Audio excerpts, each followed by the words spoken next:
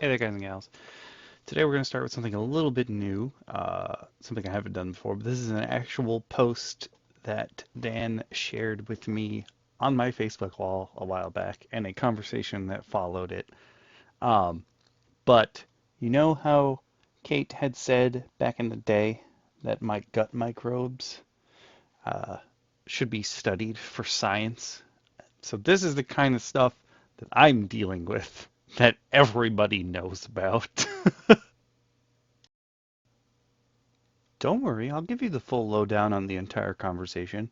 But yeah, uh, my friends are so scared that they posted meat from like 40 years ago, just found and attempted to be sold.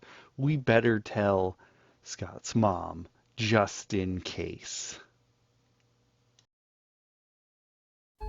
When someone meets my family, they inevitably ask, "How are you?"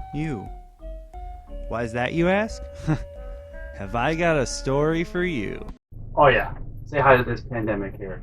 But anyway, first of all, I just want to preface this. My mom's not even a bad cook. It's just, some of the ingredients she's using could be from this decade.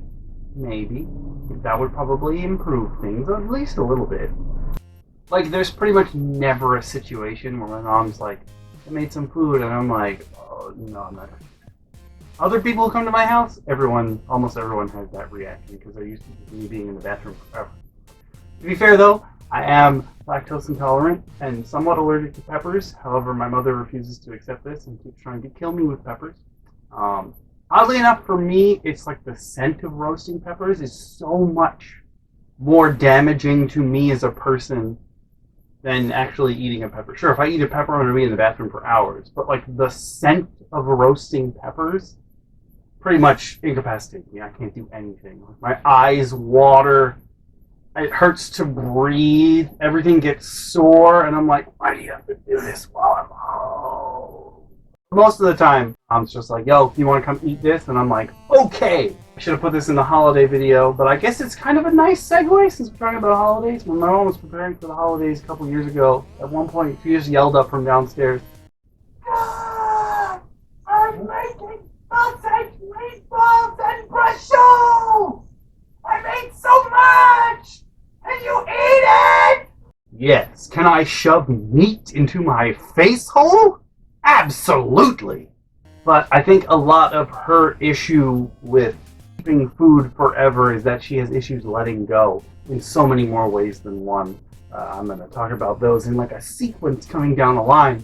But what I think this stems from psychologically is that there was a point in her life where I feel like they didn't have food.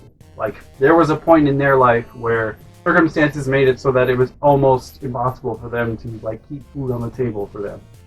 And that's a shitty thing for a kid to have to go through. And also, I mean, therapy helps everyone. Heather will tell you therapy is for everyone. Therapy would probably help in a situation like that to try and get rid of that. But my mom has taken it in that everything always needs to be full.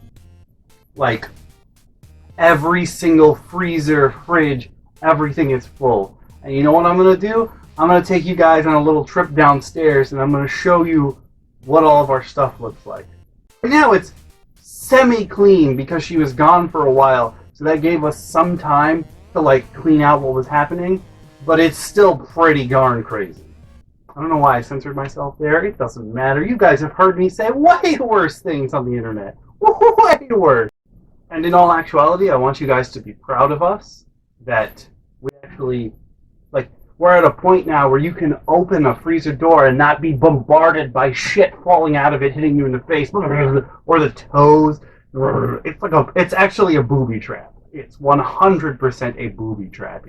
So there's some component of it that's up here. It's part of her where she's like, no, I have to make sure that I have food forever, just in case. And I sympathize with that, but you don't have to take it to the levels that she takes it. And any of my friends can attest to that. Some of it is pretty crazy. So, remember how I said, like, she has to provide, like, she takes it to this level that she doesn't have to? So when I started working at my regular job now, she's like, I'm going to make you sandwiches. And I was like, why? I'm an adult, like, I can make myself lunch. And she was like, no, no, no, no, no. You don't have to. It makes me feel like I'm doing what I'm supposed to when I get to be a mom, so I'm going to make you sandwiches every day. Now,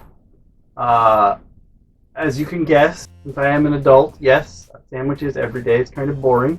Not exactly what I want, but it's easier to say yes than it is to fight with her every day. And like, you just don't want that, so you give in after a while, and you just let her do it.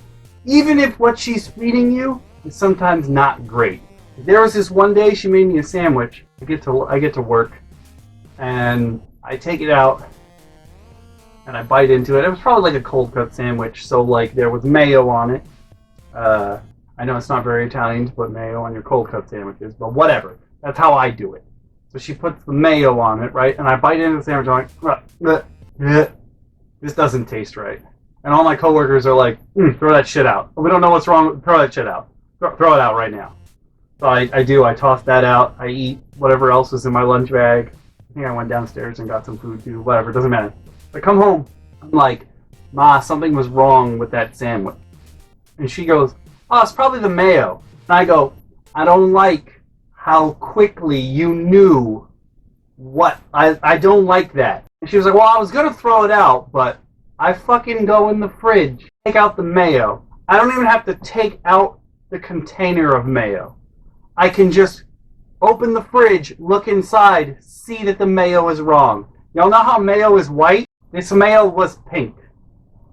I have no idea how long it had been in the fridge for it to change colors completely, but it was pink. And you know how like mayo has sort of like a spreadable, kind of fluffy consistency-ish? Took the knife, I put it in the container, pushed it up against the mayo. Notice how I say pushed it. I did not scoop up some mayo. I pushed it against the mayo. The mayo bounced back. I was like, no, trash. Okay, so first of all, any normal human being would have been like, yo, the mayo is the wrong color. Any normal human being. The mayo is the wrong color. My mom, she was like, I wasn't sure, so I fed it to you anyway. Please don't do that. I don't need to be the guinea pig for this. Who knows what is growing in here because of that? That scientific pursuit, noticeably not on herself, though she does all the time. Like, if your milk spoils, she's like, don't throw that out, I'll drink it. And I'll be like, ugh. She will literally pour spoiled milk into her coffee sometimes. She's like, oh, you can't taste it anyway. I'm like, you can feel it sliding solid on your tongue. If I keep doing that, I might actually throw up on my bed, so I'm going to stop doing that now. Ugh. There have been so many occasions where the cheese is moldy. I told you guys way back in like season 2, maybe, I think? Maybe it was season 3, I'm not sure. There was a time where me and my girlfriend at the time helped clean out the fridge, and we pulled out a baggie of what we thought were limes. They were actually lemons that started going through their entire life cycle again. They were completely green, and I swear to God they moved if you poke the bag. We're like, no, trash! Ugh.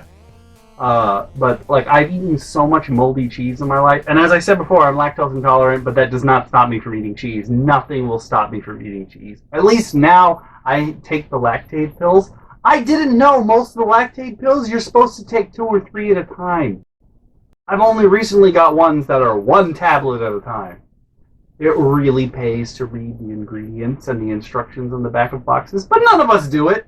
I don't know why. None of us do it. And I can't tell you the amount of times where I've been eating a sandwich and been like, this isn't right. And I'll take it out and I'll be like, that explains it. And for like the first couple months eating with my friends at lunch, I've been like, just take out the moldy part and throw it away and eat the rest and be in intestinal distress later. But, you know, it grew on me. When it's moldy, just throw that whole thing. You don't need that in your life. Just throw it out. Don't do that. Don't. Another thing that is, I guess, part of the likes to save things, but way too long and not in the right order. Like, I showed you before what the inside of our fridge looks like. In the cold cut crisper, which you could see was like bursting at the seams. It has so many cold cuts in it all the time. It's literally like the track for it is broken. So there's even more cold cuts on the top. But that's not all. She'll be like, we don't have enough cold cuts. So she'll store some in the freezer. I don't know if you could see, but there were more cold cuts in the freezer up here as well. Like a just-in-case possibility. So every time you're like, stop buying cold cuts, you're going to literally break the fridge. She's like, no, it's okay. It's just cheese. It's mostly cheese, so we can put some more meat in there. No, you don't need to. There was this point, at the bottom of the fridge, we have the two crispers. There was a point where there was nothing in one of the crispers, and the other crisper had like apples and oranges and what have you. And I was like pulling stuff out of it to check and make sure everything was doing all right in there and not had spawned a new life. At the bottom, I find a paintbrush in a baggie. Now, it had been so long since anybody painted in this house that I was like, yo, I think she's gonna eat a paintbrush. I don't know why. Apparently it's a thing where if you want to help certain kinds of paintbrushes, like the bristles, refrigerate them? I didn't know this was a thing. I know people refrigerate batteries. My dad does that. But apparently you refrigerate, I almost said peanut butter, for literally no reason other than it starts to pee. Refrigerate paintbrushes as well. But it had been so... That means that one paintbrush was in our fridge for literal years. Who's gonna eat a fucking paintbrush? Why? Why? Why did that need to go in there? First of all, like, we can't afford another paintbrush? Come on, we could have afforded another paint. We didn't need to leave it in there for years. I was just like, yo, I can't eat a paintbrush. I'm sure there are some people who can eat a paintbrush. They would be in Ripley's. I am not that person. Oh, another thing that confuses all of my friends, if they come over and they're making something or they want like a condiment, we naturally have a pantry cabinet. You open it. I don't know why I said pantry cabinet. We don't have a pantry. I mean, we do technically, but that would be the bottom. We have a kitchen cabinet that's got like all the spices and shit in it. However, I don't know if this is a just us thing. Maybe this is a white people thing. No idea why. In addition to the spices and other weird condiments that we keep in that cabinet, there is also glue. But not always Elmer's glue. Sometimes we keep that other places. Like Gorilla Glue. Like super sticky. I want this thing to never separate again. Glue goes in the spice cabinet. I don't understand why. It's not even like the shape of the bottle is the same. Like an Elmer's glue bottle, even though we don't necessarily always keep them in there, is not shaped like a spice bottle, which is just like a straight cylinder.